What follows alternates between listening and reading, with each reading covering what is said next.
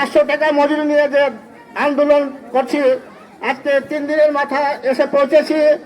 আমরা এই 500 টাকার দাবি, মেডিকেল এবং বসত ভিটা নিয়ে, আমাদের বসত ভিটা আমি প্রধানমন্ত্রী তারেক রহমানকে বলবো যে আমাদের মাথা রাখার ঠাই জায়গা করে দেন, এবং আমরা 500 টাকা মজুরি নিয়ে আমরা যাতে খেয়ে বেচতে পারি।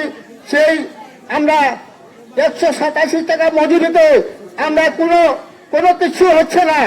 আমরা বাচ্চা কাচ্চাকে লেখাপড়া করতে পারছি না, নিজেও খাইতে পারছি না। আমাদের মেডিকেল এবং মেডিকেলে ঔষধ নাই। আমরা সবাই মিলে আমরা এই 3 দিনের মাথায় পৌঁছেছি। আমরা মানববন্ধনে যে 500 টাকা আমাদের বাংলাদেশ সরকারের কাছে আমাদের দাবি থাকবে, আমাদের বসত ভিটা নিজে করার জন্য এবং আমাদের 500 টাকা মজুরি দেওয়ার জন্য। আমরা চা শ্রমিক, আমরা যতটা বাগান আছে সবাই মিলে আমরা ধানের শীষে ভোট দিয়ে উনাদেরকে নির্বাচিত করেছি। আমি বারবার একই কথা বলছি যে আমরা কোনো কিছু চাই না। আমরা বসত ভিটা দাবিতে এবং 500 টাকা মজুরিতে আমাদের দিতে হবে। আমার বিশেষ অনুরোধ রইল প্রধানমন্ত্রীর কাছে যে আমাদের এই দাবিগুলা পূরণ হওয়ার জন্য।